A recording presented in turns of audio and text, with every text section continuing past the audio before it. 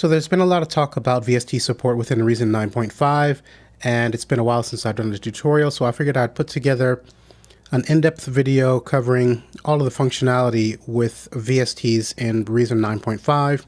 If you're looking for a brief 3 or 4 minute video, this is not going to be for you. We're going to go into pretty deep here and take a look at all of the functionality. And we're going to start with some boring stuff here and just a little bit of technical info that I think is important to cover first. And the first thing to keep in mind is that VST 2.4 is the specific version of the VST protocol that is supported. 3.0 is not, and only 64-bit VSTs are supported. And so if I were to come to my directory here, and if you are on the PC, you're going to have program files and then program files x86. Your 32-bit VST instruments and effects are going to be here.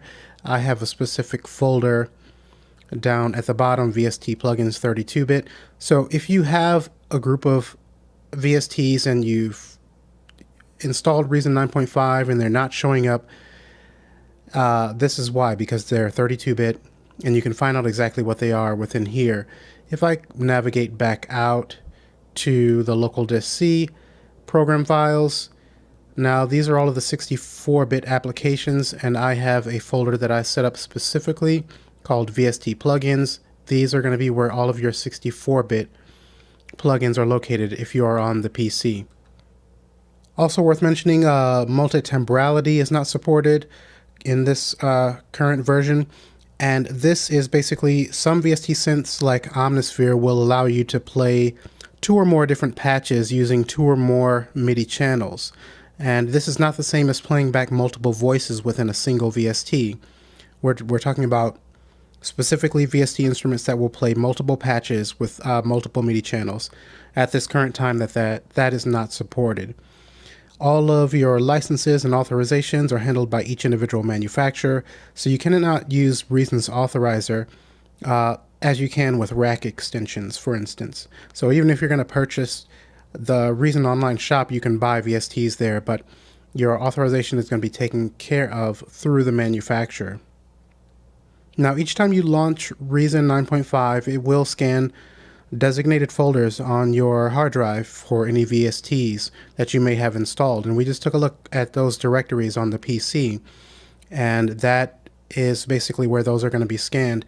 Really quickly here, if we come to Edit and then Preferences, click on the Advanced tab, we can see VST plugin folders. So this is the specific location in my instance. This is going to be here by default, and you cannot remove that location, but this is one that Reason is going to scan each time. You can click here on Add and then set up multiple locations if you have your VST devices in separate folders within your directory. And I'll just go ahead and cancel out, close out of the preferences. Now we also have an area for managing our plugins, and we can access this directly within Reason by clicking on the window up in the menu here, and then coming down to Manage Plugins. And this is going to show us a list of all of our VST devices that have been recognized by Reason. And if we click on an individual one, we're shown some more information, more details down below. We can also click the Disable button. So if we're having a problematic device that keeps crashing within Reason, we can just highlight it and then click Disable. So we have a manufacturer name, plugin name, type, and status. We can actually click on the section name here and reorder those. So I only have a handful of VST instruments devices, so it doesn't really matter so much. But if you're someone who has a lot, that will help you find things in a quicker way. Now, as far as the status, there are several different ones that can show here. The first is enabled. That means that it's recognized and working properly. Next, we have disabled. So again, if you have that problematic one and you choose disable, it will show as disabled. Could not load.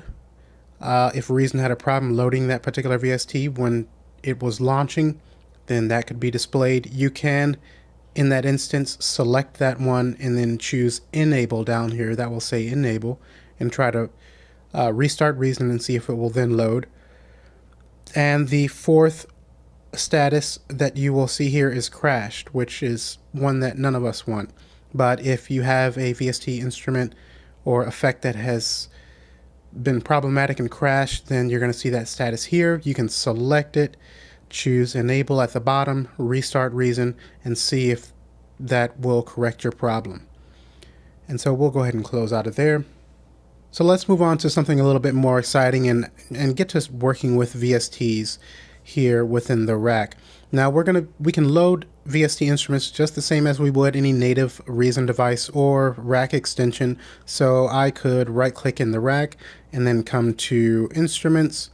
Now we have our Reason devices. This will always be at the top, and then in alphabetical order we will have the various manufacturers that we have installed on our computer.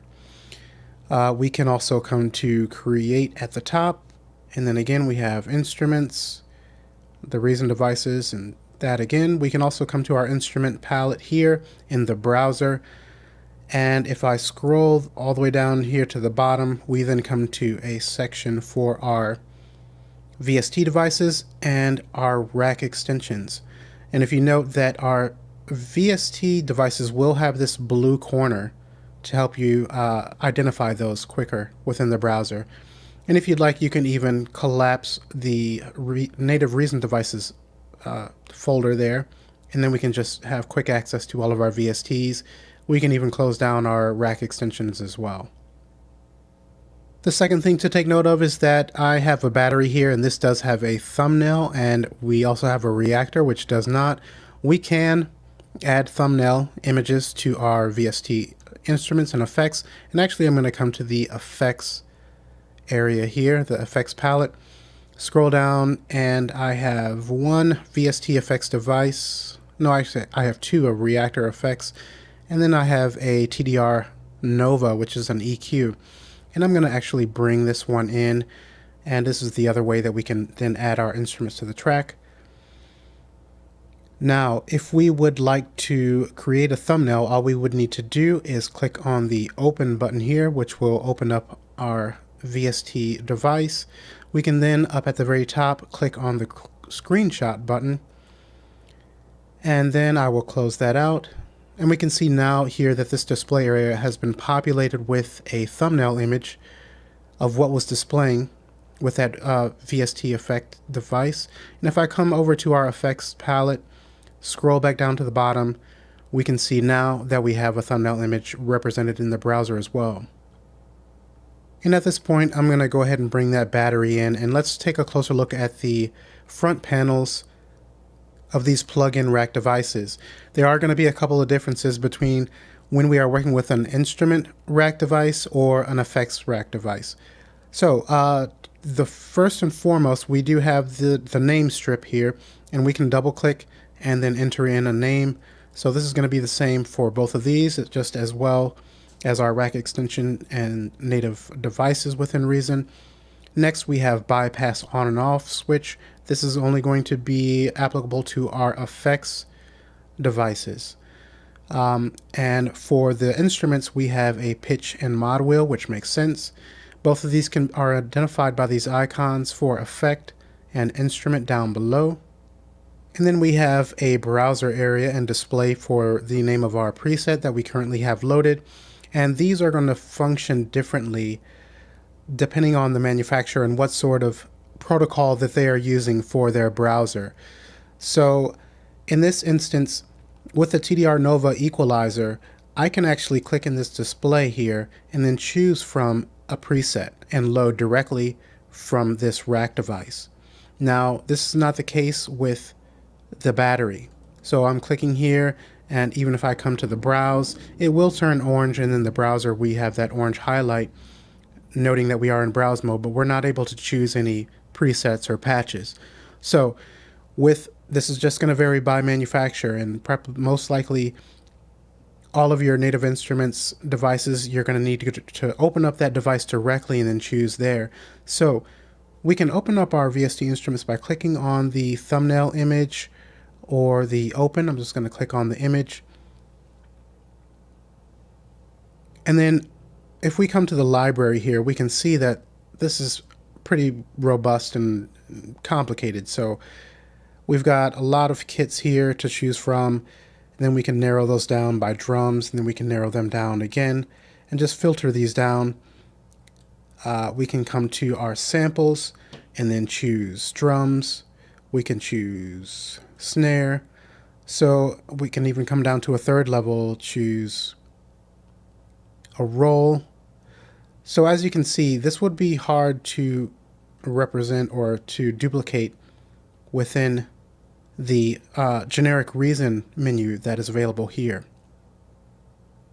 Moving on, we have our display area here, which we've already looked at with our thumbnails, and then to the far right we have input and output meters on both effects and instrument devices.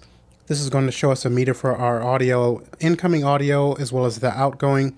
Now I'm actually going to just delete that EQ out and then add that beneath my battery so that then if I tab around to the back, these are now connected. The audio out from the battery is routed to the TDR Nova. And let me open up the battery and load a kit in here.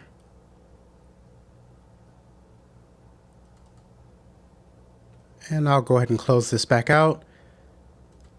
And I'm going to F4 and bring up the on-screen piano keys. My MIDI is directed towards the battery. And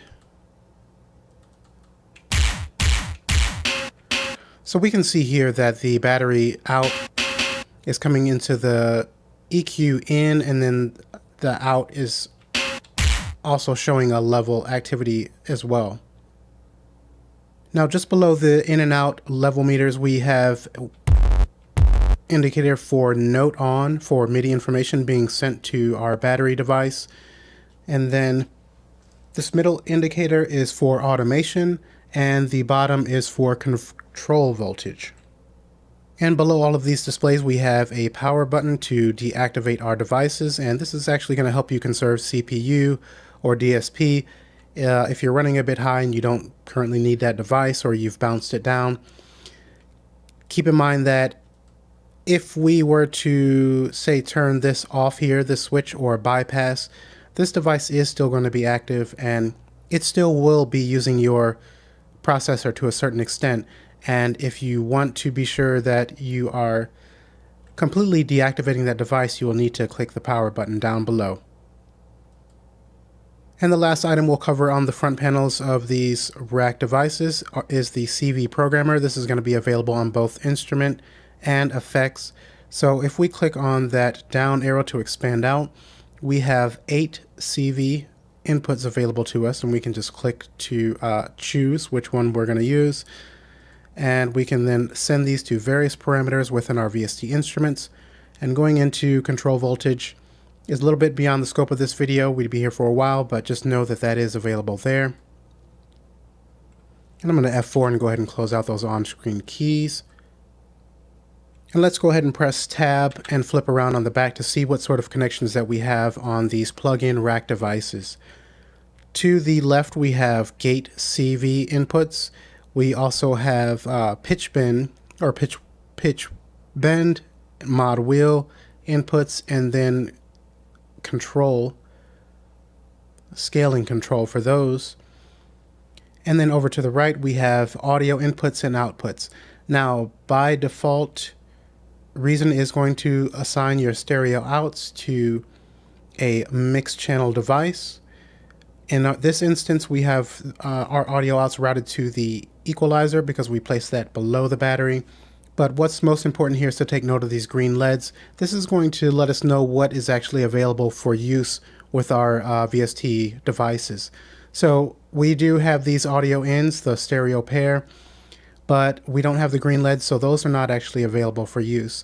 Now, if we were to click on the CV programmer and expand out the battery, we can see that we have 8 stereo pairs, and they all have the green LEDs illuminated. So in this case, we know that we can make use of these 16 mono channel or 8 stereo pair, however you wish to use them. And we have optical audio or optional audio in. These are not available because the green LEDs are not lit. This is also where we can manually connect modulation CV in, And then if we open up our effects device, we'll see that we have the same audio outputs, the same 8 pairs, but these are not lit and they're not available. And this makes sense because this is for the EQ device. And I'm going to go ahead and close out the CV programmer for the battery.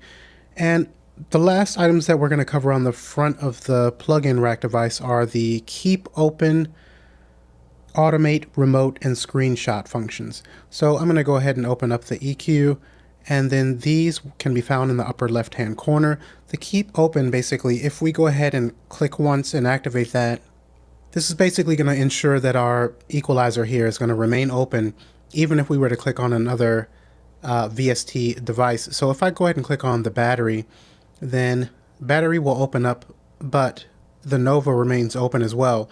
Now, if I were to turn that off and then move our battery here,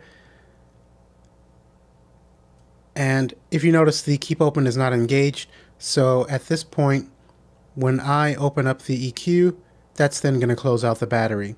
So that's what the keep open is for. And next we have automation. And for this is pretty simple to make use of.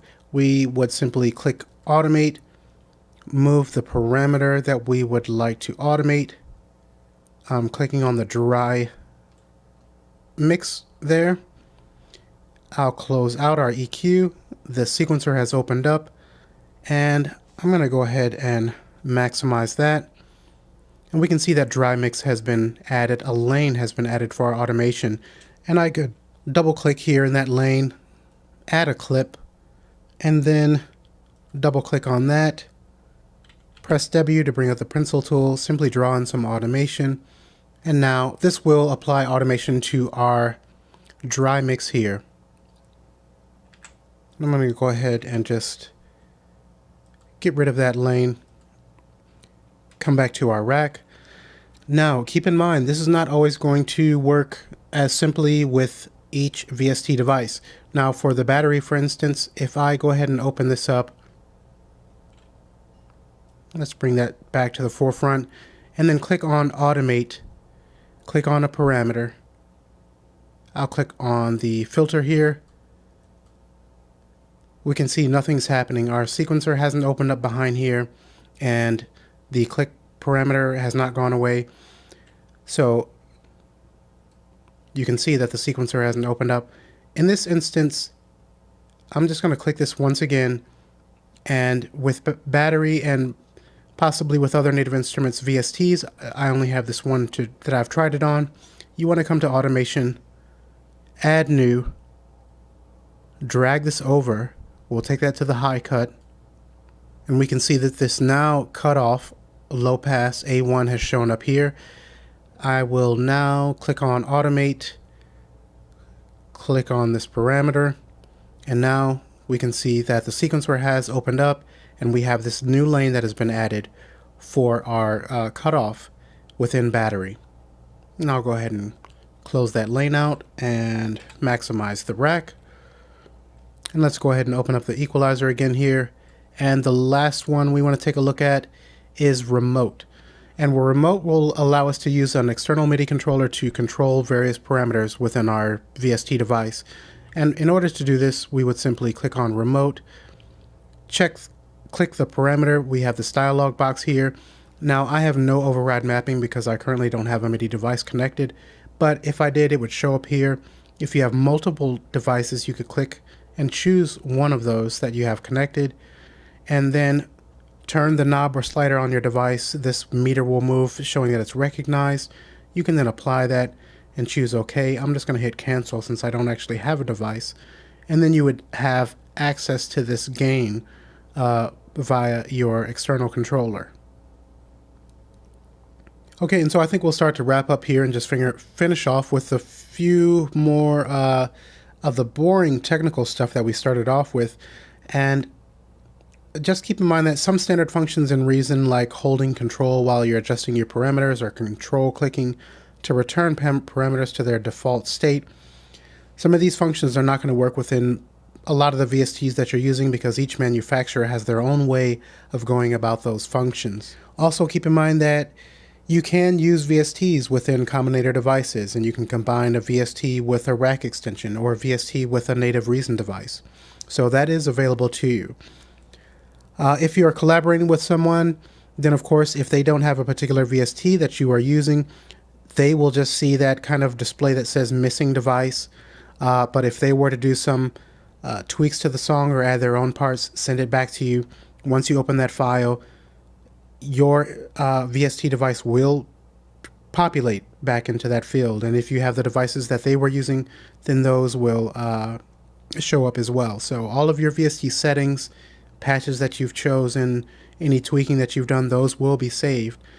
And you can share those, and they will open up with someone that you're working with, as long as they have the same VST devices as you. And so with that, I think we will go ahead and wrap up here. I hope that you've gotten some useful information that will help you get started with using VSTs in Reason.